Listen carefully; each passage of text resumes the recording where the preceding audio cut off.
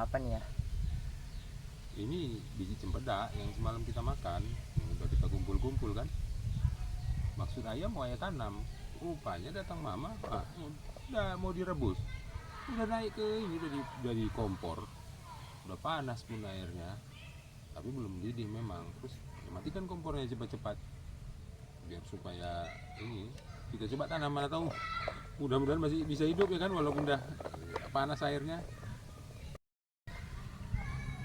Ini cara nanamnya gimana? Nah ini maksud ayah mau kita tanam secara brutal aja deh. Secara Kalau brutal.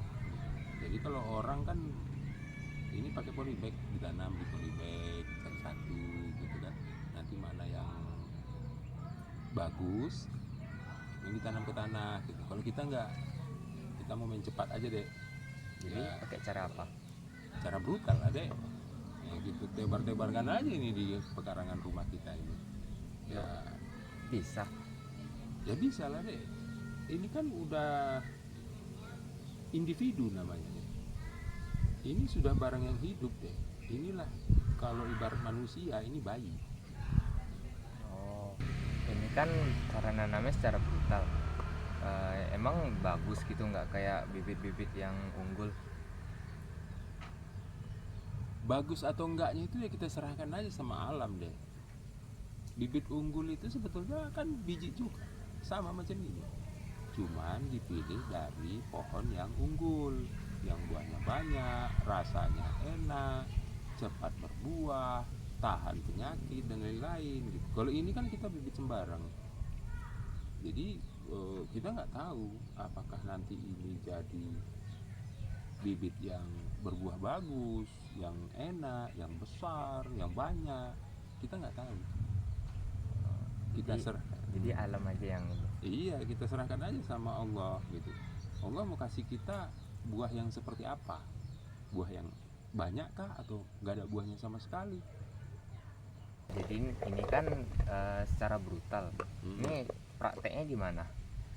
Ya kita lempar-lempar aja deh. Ini kan kebun kita ini juga kalau mau tanam banyak nggak bisa juga kan deh. Karena tanah namanya pekarangan rumah, seberapa lah besarnya. Kalau satu pohon aja tumbuh di sini udah macam penuh ini halaman rumah kita kan. Tapi dari satu pohon aja deh kalau berbuah kita makan, nggak termakan deh sama kita deh. Kita bagi-bagi nanti di sama tetangga, ya mungkin sebagian bisa kita jual hasilnya deh. Ini kan secara brutal tadi kan, Hmm. lewat dari main dilempar-lempar aja. Iya, Ini gimana memangnya? ya gini tengoknya. Nah ini kan, nah, lemparkan gini aja. Nah, lempar-lemparkan aja gitu. Udah. Nah, gini aja. Jadi kita tanamnya itu nggak perlu pakai jarak tanam. Nah nanti kan ini mungkin sebagian ya ada yang mungkin dimakan sama hewan ya, misalnya entah tikus atau mungkin ada hewan lah nggak tahu kita kan, monyet mungkin gitu. Tapi kan pasti ada aja satu dua biji yang tumbuh, Oh, ya kan. ada kemungkinannya. Iya, jadi kalau ini misalnya ini kita anggap ada 100 biji ya, dari 100 biji ini 1% tumbuh berarti kan satu pokok. Ya cukup toh, kita berharap tumbuh satu pokok aja ini di pekarangan ini, ya kan. Hmm. Kalau seandainya ini nggak tumbuh, besok kita makan cempedak, kita tebar lagi sampai nanti tumbuh betul ada satu pokok di halaman rumah kita. Oke? Kalau dari pakai cara cara unggul atau pakai bibit unggul kan biasanya pakai polybag. Kenapa ya nggak pakai polybag, malah pakai lempar-lempar aja terus cara brutal gitu? Sebenarnya kan gini deh, memang betul kalau kita tanam ini secara polybag, misalnya ada 100 biji tadi ya, kita rawat, berarti kemungkinan tumbuhnya bisa mungkin malah 100, ada 100 polybag. Tapi di pekarangan kita ini butuh 100 pokok nggak deh? Nggak. Nggak butuh 100 pokok kita deh, ya kan. Kita butuhnya cuman paling satu pokok atau dua pokok paling banyak, ya kan.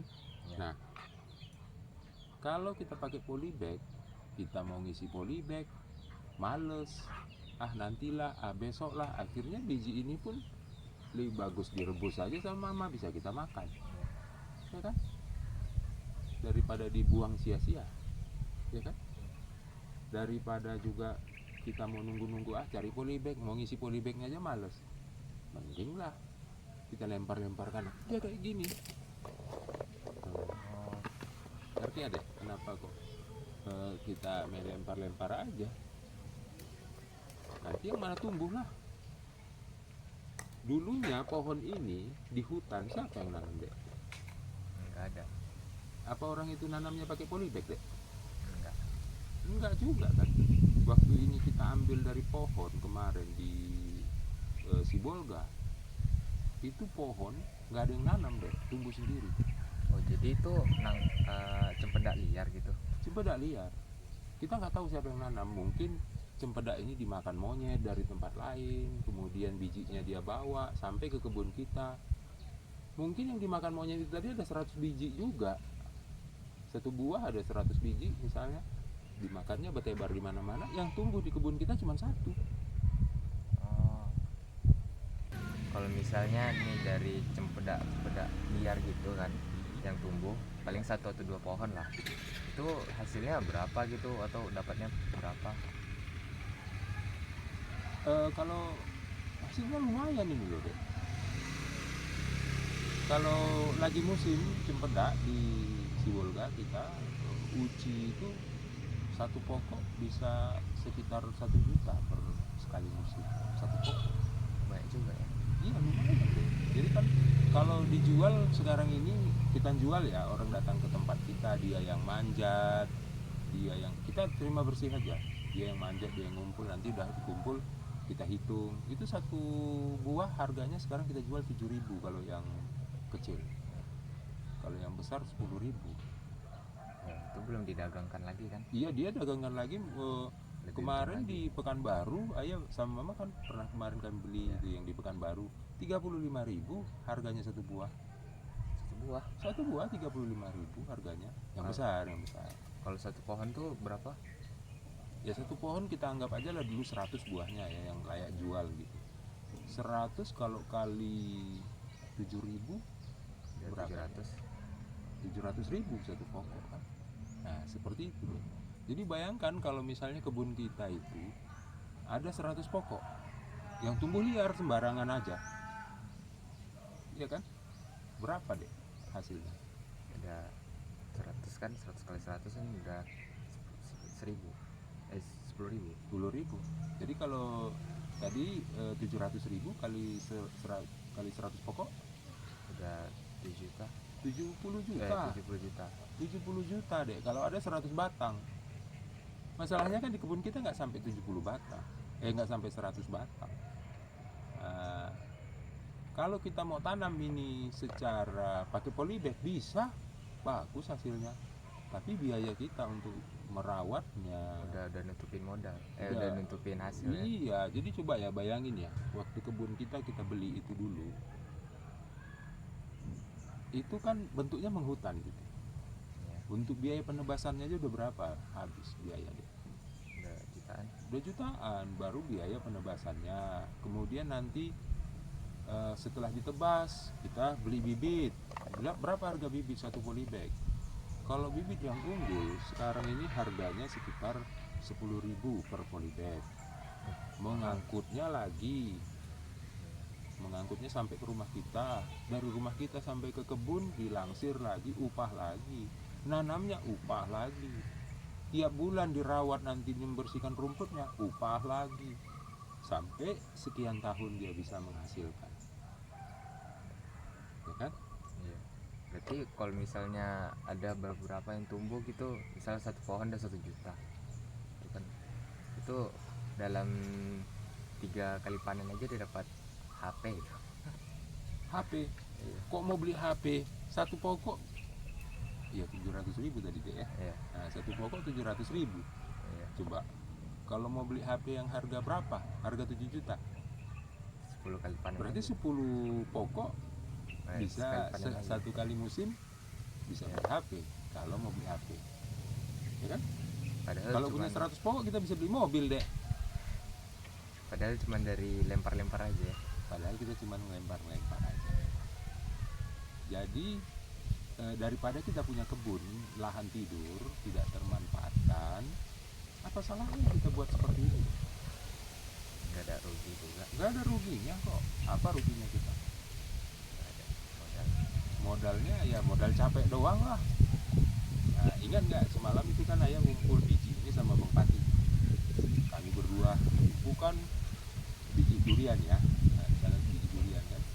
Jadi ada orang buang sampah di depan rumah kita, kebetulan buang sampah durian dekat rumah kita. Ayah pergi ke situ sama Bang Pati, bawa gerobak kami. 1 jam aja 1 gerobak ayah dapat berapa ratus biji itu, ribuan itu. Banyak juga ya. Iya, jadi ribuan biji itu udah kami tebar sama bupati. Kami tebar gitu aja di kebun, lempar-lempar gitu aja. Itu kalau seandainya 1% aja yang tumbuh, itu kalau untuk cari 20-30 batang dapat. Iya, dari mungkin ribuan ada bijinya. Iya. Kalau durian dek, itu nilai ekonomisnya lebih tinggi dari cempedak. Iya, soalnya ada yang mahal memang durian kan. Eh, Oke, mahal ya, tapi dari segi jumlah buahnya juga lebih banyak durian. Oh, bisa sampai ratusan lebih. Oh iya, kalau rata-rata di sana setiap musim durian uci itu sekali panen bisa dapat 2 juta per pokok hasilnya. Wih, kalau anggap satu buahnya 70.000 gitu atau 50.000, 100.000 gitu. Enggak, kita nolak deh, orang nggak ada, kita nggak jual di kedai gitu, enggak. Orang datang ngambil, Oh, dia yang ngutip di pokok di semak-semakan itu udah terkumpul, nanti kita tinggal ngitung. oh, Orang yang beli itu yang ngutip di bawah pokok kita, oh, baru dijualnya nanti. baru dijualnya. Itu kalau nggak salah kemarin kita nolak lebih murah sih, sekitar 5.000 satu buah yang kecil ya. Durian, Oh, murah juga. iya lebih murah durian yang kecil karena kan nggak dipanjat. Kalau ini dipanjat deh. Iya. Eh, Emang kalau pohon cempedak nih berapa meter gitu? kalau pohon cempedak tingginya Iya, tingginya. tingginya itu ya ayah nggak tahu berapa meter ya, mungkin sekitar 10 meter lah, tapi dia banyak cabang jadi bisa dipanjat, gampang dipanjat. Kalau durian tinggi deh, siapa mau manjat, pohonnya nggak terpeluk. Udah pakai alat gitu kayak yang untuk- Tangga, bukan tangga, alat kayak sabit gitu yang oh yang- sabit, enggak, karena masaknya kan nggak serentak. Oh, Jadi nanti dia tukang panjat itu manjat dulu eh, dengan metodologi dia lah, mungkin diketok-ketoknya, dengarkan suaranya gitu kan, pup pup pup gitu. Oh ini udah tua nih, udah bisa dipanen gitu. Jadi dia harus datangi buahnya, dia lihat buah itu sudah layak panen atau enggak, baru dia ambil di petik. Jadi satu kali musim itu satu pokok bisa sekitar 3 atau 4 kali panen per minggu gitu. oh, Nah, jadi minggu ini, nanti minggu depan datang lagi panen lagi, minggu depannya panen lagi sampai habis buahnya. oh, jadi dia nggak langsung semua habis Nggak gitu. langsung semua. Durian juga seperti itu. Kan durian jatuhnya nggak serentak. Hari ini jatuh 10, besok jatuh 10 gitu. Oh, Selama sebulan itu kalau 10 kali 30 udah 300 buah kan. iya, Nah, sekitar 300 buah lah satu pokok durian. Kalau kali 5.000 udah banyak. udah dapat sekitar 1,5 juta kan. Nah, kira-kira seperti itu. Nanti kan yang besar-besar lain lagi harganya. Yang besar-besar mungkin sekitar 10.000 harganya satu buah kita jual. Itu kan istilahnya durian-durian yang liar, kita nggak tahu rasanya enak atau enggak, random saja, pokoknya buah durian. Yang penting buah durian. Yang gitu. penting buah durian. Nggak Cuman tahu mau kalau beli kita yang punya kan kita tahu ini durian yang enak, pokoknya yang itu kita kan hafal ya pohon durian kita, tapi orang yang beli dia kan nggak hafal. Nah, seperti itu deh. Kan rata-rata kan petani kan buatnya pasti kalau mau dapat hasil yang bagus harus dapat dari benih yang bagus kan atau dari biji yang bagus. Kenapa ya jadi kayak petani yang secara brutal gitu? Ya ayah nggak menyalahkan orang yang membuat dengan cara bagus ya, malah ayah berikan apresiasi. sama mereka yang membuat dengan cara seperti itu. Jadi dulu begini, waktu sama Angku dulu ayah berpikir untuk mereboisasi hutan, menanam hutan kembali. Jadi menanam hutan kembali ini kok biayanya mahal kali, iya kan? Iya. Beli bibitnya, beli orang untuk upah tanamnya, merawatnya lagi, iya kan? Iya. Jadi kemarin kami sama Angku pernah berpikir bagaimana kalau kita mencari pemulung saja. Pemulung Iya, pemulung biji, ngapain? mengumpulkan biji. Jadi kita beli biji dari dia, daripada dia ngumpul kardus-kardus plastik, ya kan? Ya kumpul kardus silahkan, tapi kan sambil dia di tong-tong sampah itu mengumpul biji, kita beli, Oh ya kan? iya. Nah, kita kumpulin nih pemulung nih. Misalnya ada 10 orang nih pemulung. Pemulung, kalian kumpulin dong biji, kami beli. Ya kan? Kan murah harganya. Kita beli biji itu. Lalu kita tebar-tebarkan ini di hutan yang gundul-gundul itu. Kan tumbuh sendiri. Nggak perlu ada yang ngerawat. Ya kan? Nggak perlu dikasih pupuk. Nggak perlu. Ya besok kalau misalnya jadi hutan durian dia atau hutan cempedak dia, ya kan, ke segala macam biji kan. Apa yang ketemu biji sama si pemulung ini tadi semua kita hargai. Mau ketemu biji rambutan dia, mau ketemu biji durian dia, biji cempedak dia, biji, pokoknya semua macam biji yang dikumpulkan si pemulung tadi kita beli. Mudah. Tinggal kita cari lagi orang untuk menebarkannya di hutan sana. Cara biar kita nggak pakai orang tuh lagi, kayak pakai alat itu gimana? Pernah ya buat pakai ketapel. Oh Buat kan pakai ketapel kan. Nah, jadi ketapelkan aja nih, biar bisa lebih jauh gitu lemparannya. Karena kan di hutan namanya juga gimana kita mau jalan coba. Apalagi kita sambil mikul biji satu karung misalnya ya, mikul biji satu karung udah cukup berat kan, naik ke hutan kita yang bukit-bukit gitu kan. Jadi kalau dari atas kita kan lebih enak melemparkannya. Nah, jadi kita sampailah ke puncak, dari puncak itulah kita tebar-tebarkan di sekeliling kita gitu, biar supaya jauh gitu kan. Nah, pakai ketapel, bantuan ketapel, sampah. Nah, buat tahun lalu buat seperti itu, pakai ketapel. Tapi kalau pakai ketapel ini jumlah biji yang bisa diketapelkan sedikit. kenapa? Ya kan satu-satu deh, Oh iya. satu-satu sekali ketapel. Kalau ini bisa satu genggaman, pakai lima Biji sekaligus. biji sekali proses, ya kan? Nah, tapi kita ya lebih capek jalan, karena kan jarak lemparannya nggak jauh. Jadi makin jalan kita lempar, jalan lempar. Tapi kalau pakai ketapel kan jadi seru gitu, bisa main ketapel sekaligus.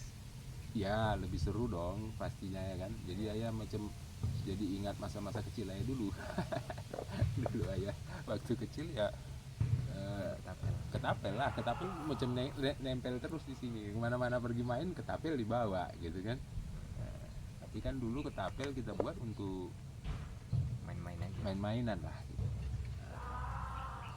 Jadi kemarin itu ayah buat pakai ketapel, diketapelkan itu untuk satu ember aja ayah berjam-jam ngabisinya karena lama. Terus kalau diketapelkan, ya namanya di hutan kan banyak kayu-kayu ya, pohon-pohon. Jadi kalau diketapelkan dia kena ke pohon, biji ini pecah. Oh jadi dia nggak hidup lah, biji ini kebentur ke pohon, pecah, ya kan, dia peluang hidupnya rendah gitu, karena dia benturannya terlalu kuat. Nah, kemarin ayah buat lagi alat sebetulnya, bukan dibuat sih, ada sendok semen itu kan, seperti sendok semen. Oh Oh, yang segitiga itu. Iya, yang segitiga seperti sekop kecil, Ya. ya kan? Disekopkan, lemparkan gini bisa lebih jauh lemparannya daripada kita lempar pakai genggaman. Oh, dia kayak ketapel tapi lebih aman gitu. Iya, lebih aman. Karena daya ininya lebih kurang. Ya daya benturannya nggak kuat. Kalau jatuh masih bisa Jatuh pun hidup. dia nggak pecah, hidup. Oh, Jadi ya tentunya persaingan hidup di hutan itu kita kan nggak tahu seperti apa. Semuanya ada di situ. Ya, ada hewan pemakan ini, ya ada konsumen. ada konsumen, ada produsen di situ, ya kan, di hutan itu. Jadi kita menyerahkan saja pada proses alam bagaimana menumbuhkan dan mengembangkannya. Mungkin aja dari konsumen itu malah dia jadi hidup kan. Betul. Ya, Yang toh caranya. biji-biji ini berkembang kan karena dimakan deh sama hewan-hewan. Iya. Dimakan monyet, dimakan musang.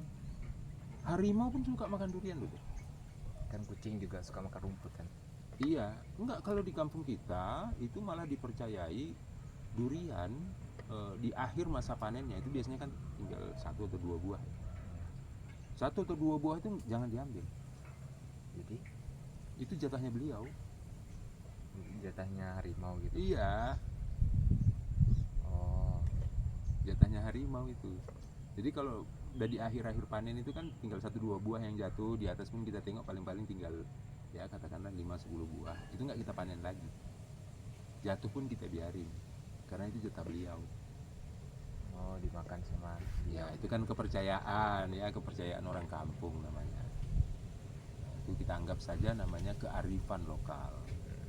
Nah, mungkin maksud dan tujuannya juga kalau dia jatuh sendiri, gak pun ada yang makan, gak dimakan harimau, biji itu tadi mungkin bisa tumbuh di situ, Bisa jadi yang baru. bisa jadi pohon yang baru, seperti itu. Jadi di hutan itu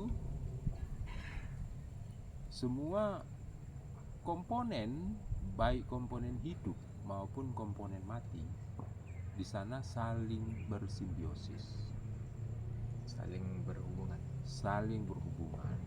Kalau ayah bahasakan bersilaturahmi dengan cara mereka. Jadi rumput-rumputan itu juga bermanfaat bagi si pohon. Pohon-pohon lain itu juga bermanfaat bagi pohon ini. Iya.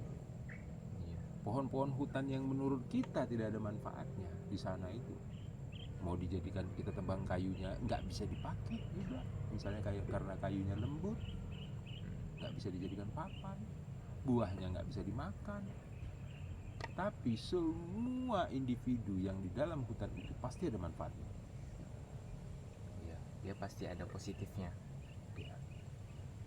Semua yang ditumbuhkan Allah, semua yang dihadirkan Allah, baik makhluk hidup maupun makhluk mati. Makhluk mati misalnya apa deh? Benda mati atau apa? Iya, benda mati. Kayak plastik aja. Air, Air, angin, api. api, tanah, Ya. matahari, Ya. ya kan? Semua itu saling bergantung. Saling berhubungan. Iya, yang makhluk hidup apa deh? Memang lu hidup ya kayak apa tadi lah, pohon, Ya, kayak hewan-hewan gitu. betul. Kayak apa lagi lah. Ya, Manusia simpulannya juga kan termasuk. manusia, hewan dan tumbuhan. 3 ya. Tiga. Ditambah dengan virus dan bakteri. Bakteri.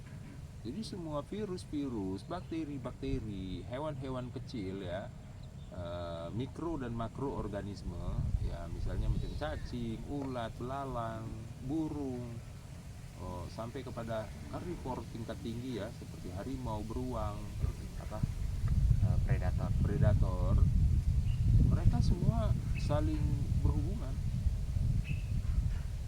Jadi kalau kita mau melakukan reboisasi, tahu reboisasi kan? Tahu. Re kan ulang kan. Ya. Reboisasi menanam, berarti reboisasi menanam ulang gitu. Iya, tapi kecenderungannya ini untuk hutan ya, bukan kebun. Ya. Kalau kebun kan replanting, Ya, penanaman plant. ulang ya, replanting. Jadi kalau reboisasi ini untuk hutan. Jadi hutan yang udah gundul itu kan berbahaya bagi kehidupan manusia. musim kemarau kita kekeringan, musim hujan kita kebanjiran. Nggak dinyerap. Iya kan, sumur-sumur masyarakat pun mungkin udah jadi dalam karena nggak ada air tanahnya lagi, kekeringan gitu kan. Nah itu karena hutan-hutan kita sudah rusak. Kalau mau kita tanam bisa nggak? Bisa. Bisa, tapi harganya mahal, Iya, biayanya mahal. Jadi ayah menawarkan sama aku kemarin, menawarkan metode ini paling murah. Kita tebarkan saja biji di situ, bukan harus biji yang bermanfaat seperti ini ya, yang bisa kita ambil hasilnya. Segala macam biji, pohon-pohon hutan yang kita tahu, apalah misalnya pohon hutan kita tahu. kayak durian kan tadi apanya Ya. banyak pohon hutan termasuk. Misalnya akasia contohnya. Oh ini pohon hutan tuh yang ada bungkusnya itu ya, yang dia tumbuhnya secara liar gitu. Oh oke, ada mahoni yang bisa terbang itu kan. Ya, Di bawah angin itu ada yang seperti baling-baling ya. Nah, seperti baling-baling itu pokok mahoni. Nah pokok mahoni selalu kita tanamkan di tepi-tepi jalan nih untuk penghijauan. biar apa gitu kan. Ya biar supaya kota kita ini sejuk gitu. Nah, itu pohon mahoni biasa ditanam. Nah pohon mahoni itu buahnya itu bisa terbang, ada kipasnya. Kayak beli apa yang senjata Australia itu, Ya bumerang. bumerang, seperti bumerang ya. Nah jadi itulah cara proses penyebaran benih di hutan secara alami. Nah, dengan bantuan kita sedikit, kita ambil biji-biji mahoni ini tadi misalnya, ya kita tebarkan saja. Oh, kayak kita mempercepat apanya aja. Iya, kita hanya mempercepat prosesnya. Jadi kalau bahasa kimianya mungkin kita katalis. Oh iya, katalis. Ya, kita tidak ikut berproses ya. Mempercepat reaksi. Iya, kita hanya mempercepat reaksi saja. Itu fungsi kita. Lalu setelah hutan itu nanti hidup, ya pohon-pohonnya mulai tumbuh kembali. Nanti pohon-pohon itu hutan itu akan menyembuhkan dirinya sendiri. Oh, Jadi hadir nanti hewan-hewan lagi balik ke situ yang tadinya mungkin udah punah, ular, mungkin rusa, habitatnya udah hilang kan? habitatnya hilang selama ini. Hewan-hewan itu kembali lagi datang ke sana. Ya, karena habitatnya kan ada lagi kan. Iya, karena ada lagi. Nanti hewan-hewan itu lagi yang datang menyebarkan biji dari mana-mana. Oh, Nanti dia makan langsat di sana, bijinya dia tebar di sini. Burung-burung, harimau, beruang, musang, semuanya ikut berpartisipasi, nanti akan memperbaiki hutan. barulah ada rantai makanan lagi. Rantai makanan kembali seimbang lagi. Nah, kalau rantai makanan sudah seimbang kembali, alam sudah terpulihkan, maka risiko-risiko bencana alam tadi seperti banjir dan kekeringan itu bisa kita hindarkan. Jadi filosofi dari lingkungan itu apa ya? Filosofi dari lingkungan lestari ya maksudnya ya. Nah, lingkungan lestari. Jadi kalau lingkungan lestari itu kita tetap bisa beraktivitas secara ekonomi. Pembangunan berkelanjutan istilahnya. Jadi kita bisa membangun tapi berkelanjutan secara hidup. Iya. Ya kan? Kan Secara kalau kehidupan hidup kita. pasti butuh Kalau uang kan. misalnya ini kita bangun ini semuanya kita cor lantainya. Buat pabrik. Ya mungkin buat taman atau apa misalnya, ya kan? Pekarangan rumah kita ini kita cor semuanya di semen biar supaya jangan tumbuh rumput. Nah, kita pikir itu untuk membagusi lingkungan, padahal itu merusak lingkungan karena nggak ada lagi tumbuhan-tumbuhan. Penyerapan air tanah nggak ada, turun hujan langsung terbuang ke parit. Musim hujan parit penuh, banjir. Musim kemarau air di dalam tanah nggak ada, kering. Jadi kalau sudah terjadi seperti itu, akibatnya apa? Bencana alam. Bencana alam yang bisa mengakibatkan kematian manusia. kehidupan kita tidak berlanjut ya. Walaupun kita bisa menjadi kaya, tapi kalau kehidupan kita tidak berlanjut untuk apa? Secara ekonomi bagus, tapi secara ekologi rendah. Secara ekologi rendah. Rendah. Jadi lingkungan tuh harus seimbang ya. Harus seimbang. Harus secara ekologi dan secara ekonomi. Secara ekologi dan secara ekonomi. Paham adek ya? Paham? Jadi keseimbangan alam ini itu yang perlu dijaga. Kalau semuanya jadi hutan, bagus nggak deh? Bagus-bagus aja sebenarnya. Cuma kitanya Ya kitanya nggak kita, bagus kan. bagi Ekonomi kita rendah. Mau beli HP bisa nggak? Kalau ekonomi rendah nggak bisa. Mau beli makanan, beli beras saja mungkin susah. Walaupun dalam hutan itu kita pasti dijamin, di dalam hutan itu makanan kita cukup. Ada buah-buahan, semua segala macam. Keladi bisa dimakan, sagu bisa dimakan, semua yang ada di hutan itu bisa dimakan. Secara ekologi kita itu Iya, hewan-hewan di dalam sungai itu ada ikan, ada hewan buruan, bisa kita makan. Mungkin kalau untuk sekedar makan bisa cukup tidak dari hutan. Tapi kita butuh yang lain toh. ya pasti ada keinginan kan. Iya, kita perlu untuk membangun rumah, kita perlu beli baju, kita perlu untuk biaya kesehatan, pendidikan, dan lain-lain. Jadi kita butuh uang. Berarti ekonomi kita yang kita butuhkan. Iya, ekonomi kita yang kita butuhkan. Jadi ekonomi kita butuhkan, kita penuhi. Tapi keseimbangan alam tetap harus kita jaga. Berarti itu ada hubungannya sama moderasi. Moderasi. Iya kan. Ya, moderat itu kan artinya tengah-tengah ya, moderasi. Oke. Jadi moderasi lingkungan kita anggap ya. Ya. Nah, moderasi lingkungan ini istilah baru sih bagi saya, baru dengar ini istilah moderasi lingkungan. Tapi menarik sih kata-kata moderasi. Jadi moderasi lingkungan ini ya kita biarkan saja orang untuk beraktivitas ekonomi secara baik. Silahkan mencari uang sebanyak-banyaknya, tapi ingat dong, Jangan menghancurkan ekologi. jangan menghancurkan ekologi. Mari kita sama-sama ekologi ini kita jaga sama-sama untuk keberlangsungan hidup kita.